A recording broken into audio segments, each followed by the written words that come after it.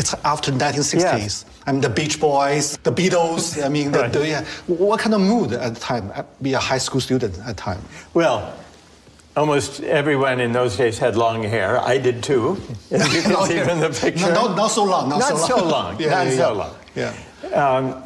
And it was a time of questioning, just as you say. It was a time of cultural and political change. Yeah. As for me and many of my friends in that high school, we were ambitious, we were competitive with one another, I think excessively so. I didn't know what I wanted to do when I grew up, but I thought maybe I would go into politics. Well, this is when I was having a debate with Ronald Reagan. Yeah. This was before he became president. Yeah. He's governor of California? He was governor of California. Yeah. And I thought it would be interesting to invite Ronald Reagan to the high school to have a debate, because in my high school, very few of us, young people, agreed with Ronald Reagan's philosophy. And he was for the war in Vietnam, we were against it. He was against the United Nations, critical of the United Nations. We were for it. He was against 18-year-olds having the right to vote. And we were in favor, of course. Yeah, he's much conservative. He was very conservative. Yeah. And in the school, we were much more liberal.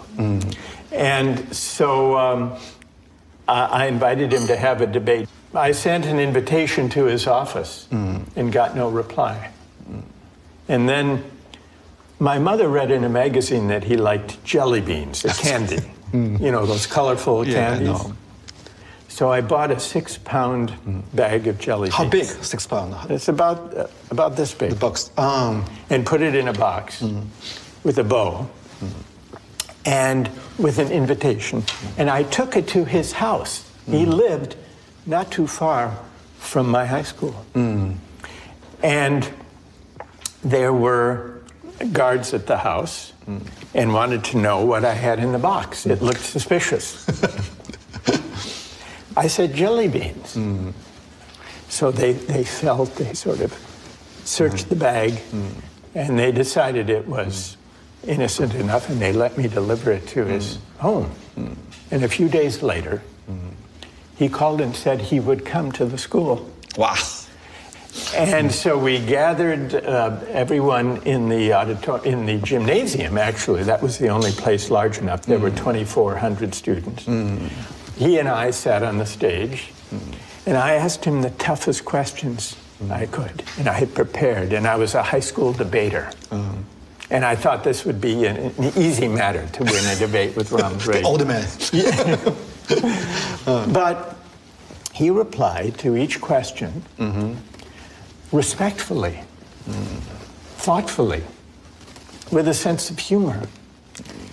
And I realized after a half an hour, I hadn't really won the debate. And then we opened the questions to students, and the same thing happened. And the hour ended, and I thanked him, and he left. He hadn't persuaded us to change our minds to his conservative philosophies. But somehow, he had been gracious and amiable and charming, and he displayed to us, well, two things. First, the qualities that enabled him to be elected president 9 years later.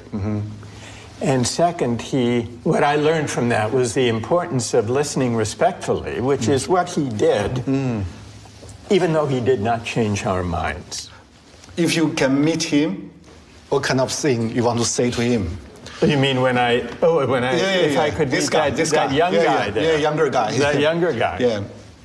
Almost 50 years ago. Well, what would I say? What would I say to that young man there? I would say debating is not a matter of winning an argument only. Really thinking and persuading depends on listening with respect. And in many ways, that's what I try to teach my students.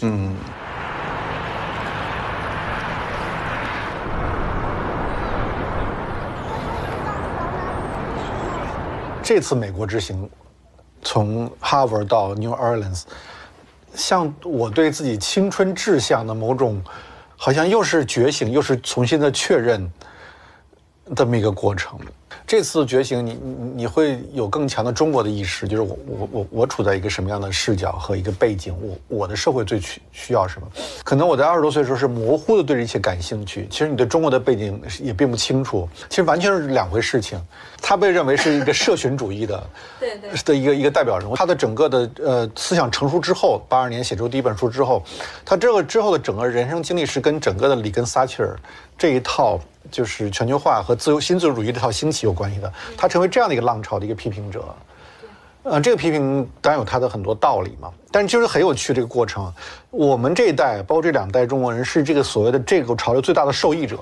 包括他在批评的是绩效，他的暴政。那中国一直是贤良选拔，对我们中国人很尊重所谓的科举制度，尽管它有各种各样的问题，不管它是不是单一，他仍然认为是这个社会流动性的一个重要的保证，而且可能某种上最公平的一个保证。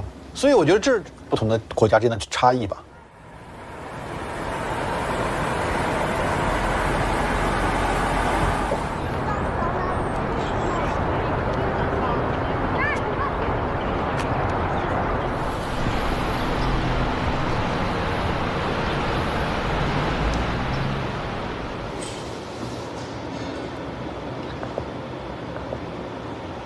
我们这叫等待哲学是吧？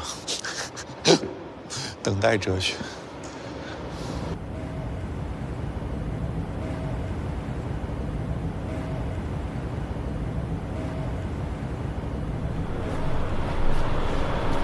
从那边过来的。It's raining again. I'm so sorry. Yeah. So, do you like this? Yes, I watch from your YouTube. Yeah. So who's James Otis? He was a leader in the colonial times during the time of independence. Is he a good speaker? I don't know. I don't know. Wow. And then this was built as a monument to the Civil War. It was after the U.S. Civil War. So the name is on the wall. It's all about died. Yes. Yeah. For Civil War. Can we go to speak? Yeah. We can. So why dialogue, debating is so important for society? It's how we come to identify the meaning of justice and the common good. We have to ask the question, what is justice? What is a good society? What is the meaning of a good life? What civic virtues should we seek to cultivate? So if we care about bringing about justice and the common good, then we're kind of propelled into a dialogue about what justice and the good life really are. Because, of course, there are, and have always been, competing ideas about the meaning of justice and the common good. That's why the great philosophers of the past, Plato, Confucius, Aristotle, and so on, they had different ideas. And those who followed in the Western tradition, including John Locke and John Stuart Mill and Kant and Hegel and Marx, they all had different conceptions of the meaning of justice and questions of the good life and of civic virtue. If they disagreed, it's not surprising that we disagree. And yet, what's interesting is we have the sense that those arguments, though they seem impossible finally to resolve, they keep going. And they keep attracting our attention. And we want, in each generation, to figure out for ourselves what it means to seek a just society, what it means to aspire to the common good. So if we were in the stage, I mean, the great soul, the Kant, Marx, they're all alive, actually. Yes. Interact with each student, with you. Well, that's the idea. That's the fundamental idea, that these great philosophers are not just episodes in the history of ideas. They're not just museum pieces. They are episodes in arguments in which we are still engaged today. So that if I do my job well in teaching philosophy to this generation of students, they will feel as if they are in conversation with Plato and Aristotle and Kant. And because philosophy is a tradition of thought and argument that builds upon and refers always to the past. You think why? Public philosophy is so important for society. Public philosophy is an attempt to find meaning together that is not purely technocratic, not purely practical, not only about economic questions, but about larger questions too. It's because we've been so preoccupied with GDP, with markets, with economic growth, and with technology. And it creates a moral vacuum. And unless it's filled with deliberation about public questions, it will be filled by narrow, intolerant, dangerous ideologies. And that's my worry. Over the past half century, really, those who've landed on top have come increasingly to believe that their success is their own doing, the measure of their merit, and that they therefore deserve the bounty that the market bestows upon them. And by implication, that those who struggle, those left behind, must deserve their fate as well. It produces a kind of hubris among the winners and humiliation among the losers. It teaches the winners, if I believe that I achieved whatever I achieved through my own efforts, through my own doing, because everything was fair, then I'm likely to inhale too deeply of my own success, to forget the luck and good fortune that helped me on my way, to forget my indebtedness to those who make my achievements possible. And so this is what I call the tyranny of merit.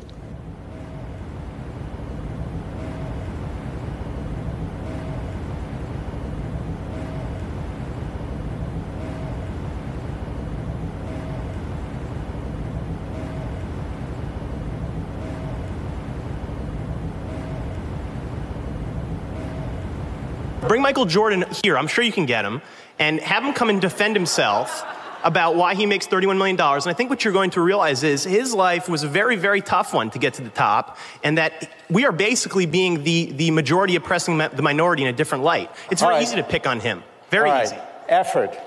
You know what Rawls' answer to that is?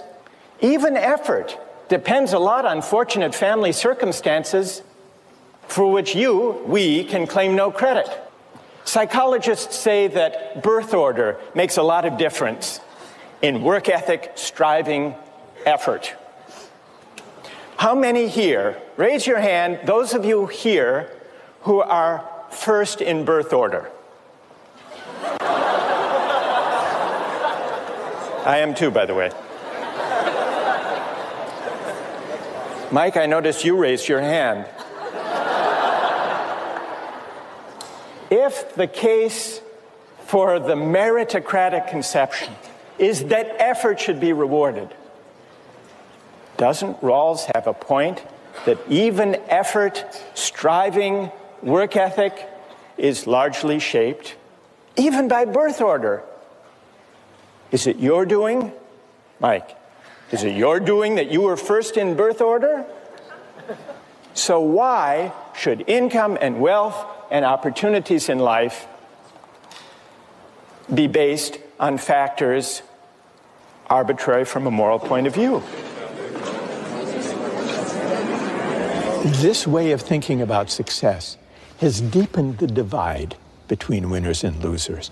It has led the successful to look down on those who struggle, and it has led many working people who do not have meritocratic credentials of fancy university degrees to feel that the work they do is not valued, is not respected in the way perhaps it once was.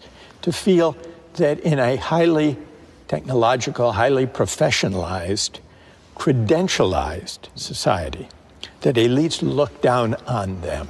This has always been present, always been part of the American story. But it's been, at least at times, kept contained, underground, at the periphery. The brighter ideals and aspirations predominated. When I was growing up, and through the 60s, for example, the civil rights movement, and the fight for racial justice, and the protest against the war in Vietnam, and the attempt to combat poverty with the Great Society.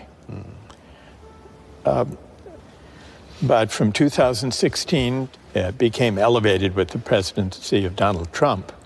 We've struggled more directly and more conspicuously, more frontally with the dark side, finding public expression. On the stage now.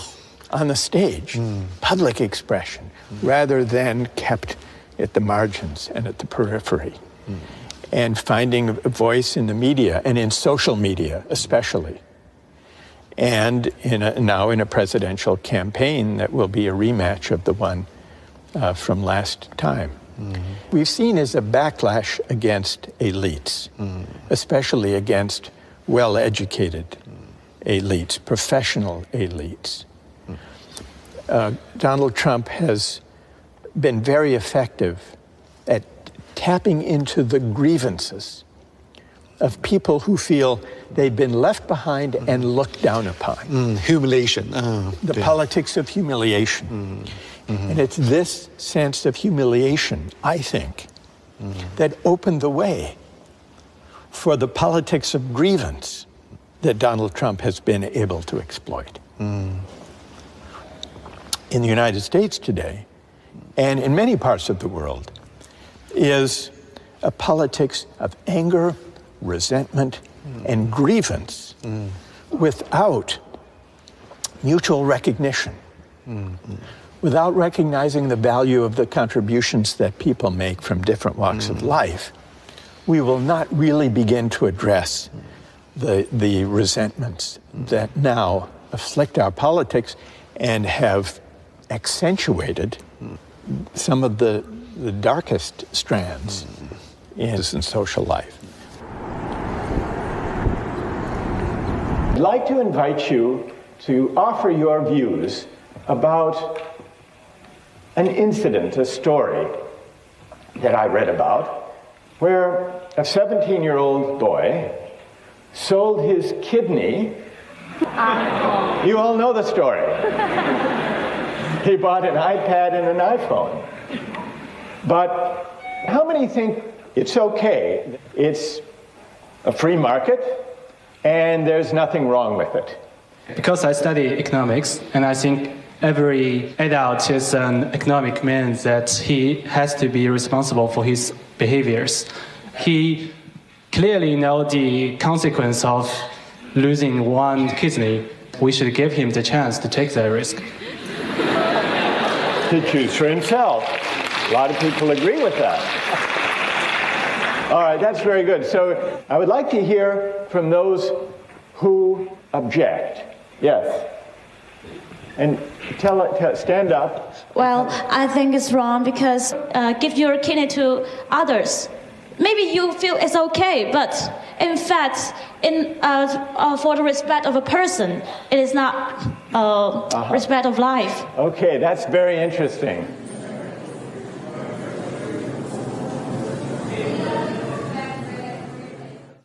Even facing the same concept like justice. Yeah. you see the difference between from different countries? Yes, yeah. It's prompted me to reflect on why there are these differences when I encounter them. When I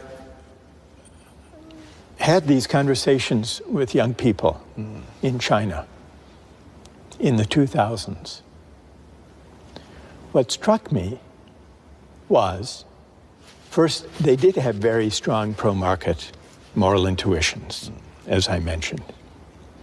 And I would put a lot of examples to students and to the audience, asking them whether they think this or that social practice should be governed by money or by other norms.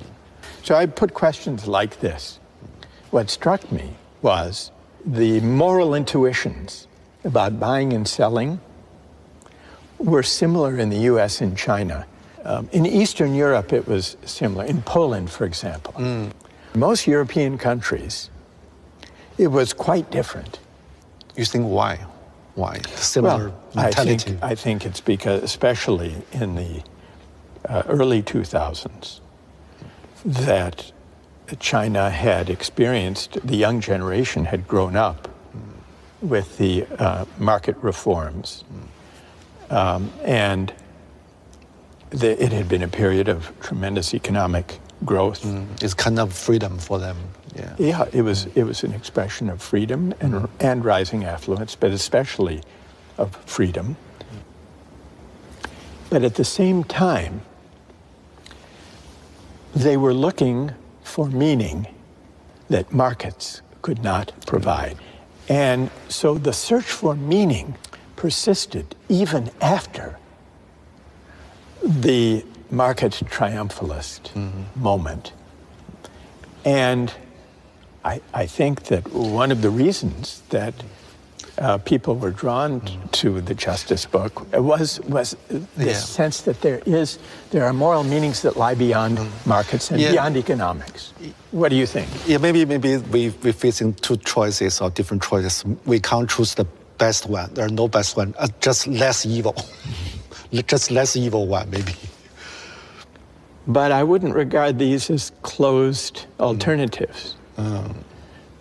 I would ask a different question. How is it possible to combine the benefits of market arrangements and technological innovations with sources of meaning, deliberation, dialogue, reflection that can answer to higher human purposes and ends?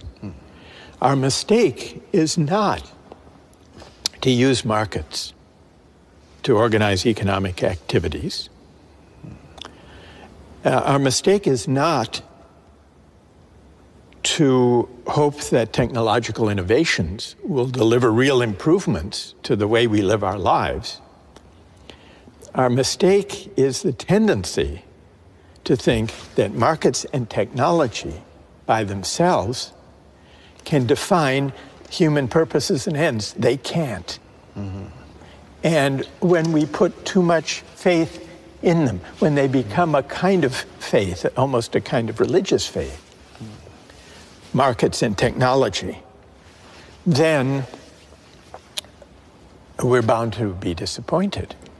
And when the disappointment comes, the disappointment may take harsh, dangerous forms.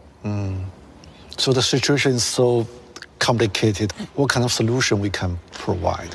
We try to build dialogue, but very difficult. I think we need to focus less on arming people for meritocratic competition and focus more on contending with inequalities of income and wealth, but also inequalities of honor, recognition, and esteem. And this means we have to renew the dignity of work. We have to broaden our conception about what counts as a valuable contribution to the common good. And we need the kind of class-mixing institutions in civil society that will lead us to encounter one another, to be in one another's presence, not only in our phones, all the more so when our societies are divided and polarized, because the people we encounter tend to be people only like ourselves. We need to overcome that. Mm-hmm. But every solution, every theory always has its own flaw. Yeah. So how about your solution? Your attack the meritocracy, but right. maybe your theory, your book still has kind of flaw. Maybe you must overcome what kind of flaw it is. Right. Yeah. Well, what flaws have you identified? Let's start with that. I don't know. Maybe too idealistic. Too idealistic? Yeah. You think so? I don't know. So what I've just suggested is really too much to hope for. Mm-hmm. I don't think that reducing inequality and renewing the dignity of work and creating a greater equality of condition and recognition will happen anytime soon. They're not easy projects to undertake. So I want to be realistic about that. But do you think, should philosophy be more responsible for the historical consequence or not? The idea and the reality, Russell, Hegel. Yeah. They talk about inequality, talk about the virtue, but the consequence may be this one. Yes. Yeah, extreme opposite. Yes. How do you see the paradox?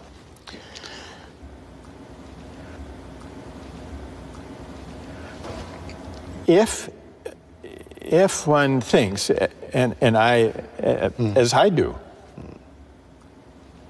that philosophy is always situated in the world, that philosophy should attend to the world, then philosophy cannot be indifferent, and the philosopher cannot be indifferent to the way in which various people or parties or movements implement philosophical ideas. So there's always an interplay between political practice and the philosophical ideas that inform it. And often they can go off the rails. They can go in very dark directions that the philosopher may never have wanted or anticipated. That's always a danger. That's one of the persisting dangers of philosophy.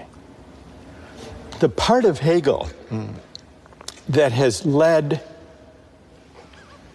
political practice astray in wrong direction, that teaches that history has a single ultimate destination, and that it takes a certain shape, that has contributed to some of the dangerous movements in history who may have been inspired by the idea that history points in a certain direction, and that it's our responsibility either to let history unfold or to help history unfold to reach that final destination once and for all. I think the phrase or the idea, once and for all, is a deeply dangerous idea. And I think it's at odds with the philosophical spirit of questioning, contesting, offering competing interpretations.